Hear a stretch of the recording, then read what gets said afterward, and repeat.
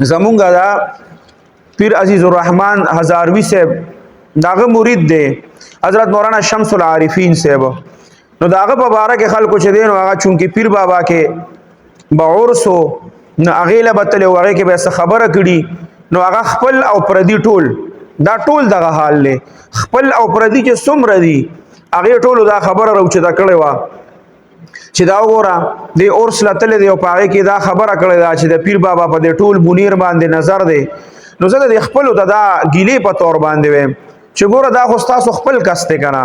او هغه د هغه وضاحت هم بیا کړی دی چې ګوره که تاسو مانه مشران یې نو تاسو په سوشل میډیا باندې ما پسې ولې خبرې کوي زما نمبر شته هر چا سره شته ما ته کمانه مشران یې او زمونږ طبقه سره تعلق لري نو ما ته سوال جواب وکړي چې کم ځای وې زه به هلته ویدر شمه ما به مخامخ کینې ما ته به خبره وکړي ما کتا تخپل صفائی پیش کړو ته مطمئن نشوي اکه کې موبایل راواله ما نه ویډیو کا زب معذرت وکم معافي به غواړم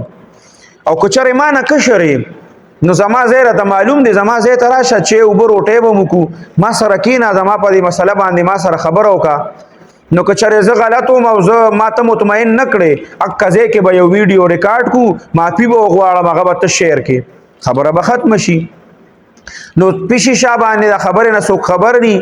او دا خبره هغه بنیاد ته چازان رسول ني او چې غیر غماز یو خبره راوچته کینو باغې کې وسره زمون د خپلم شامل شي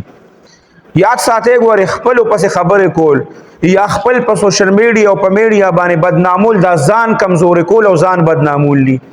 سبا غوړ د دې دا مون سره راتلی شي او چې نن دا کم کس ما بي عزت کړي نو سبا به دا ما خپل کس ته خو دې به زماره پر आवाज نو چتي د کشان आवाज به ولاړیو خو زمونږ د پر وسو आवाज نو چتي نو اول خو کم از کم دا خبره بنیاد ته رسیدل پکار دي یا کم از کم دا وضاحت ته انتظار پکار دي دا خو د خپل کسانو ته او دا نور چې کم دي نو هغه خو ناس دیته دي چیرې چرته د مخالف والا خپا لاس خلا خطا شي سبقت لسانی تیوشي چې بس هغه مونږ راواخلو په میډیا باندې او ویوز واخلو لایک واخلو فالوورز واخلو اخو ناس دیته دي اخو تاسو د معمولی سیسته ناس دي چې تاسو نه غلطي وشي او هغه له هوا ورکی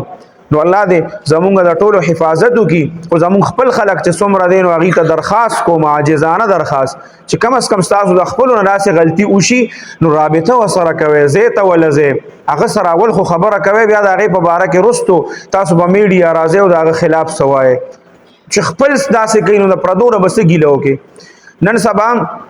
د شیخ صاحب په باره کې دا کومه مسله روانه نو خپل پکې شامل دي د پردونه سګیلو کې نو زکه وایم چې ګوره که تاسو خپل لاسي کمزوري کوي نو سبب ګوره یوازې ټول ځای په ځای ولاړ او دی برازي او په تاسو باندې حمله کوي هغه ټول په خپلو کې یو دي